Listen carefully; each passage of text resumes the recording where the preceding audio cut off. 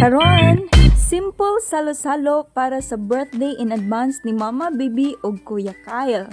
Gasugba mi og baboy, manok ug isda, murag fiesta gamay pero on a budget, char. Siyempre, ang mga bida sa kusina kay busy kaayo. Ang uling grabe og effort, murag nangayog og second chance.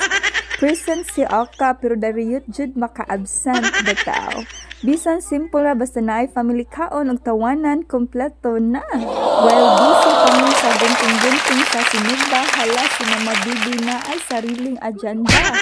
Garidi na daw siya kay mag-gown o mag-makeup. Pakuno, murag awarding ceremony, dili birthday. Nisulti pa din siya. Ayaw, isa magkaon ha, picture pa ko, halaka. Ang photo ops mas importante kaysa sabaw sa sinigang. Pero bitaw, nindot kay tanawon nga magkahiusa ang pamilya, bisan simple ra ang handa, basta kompleto og happy tanan, priceless na kaayo.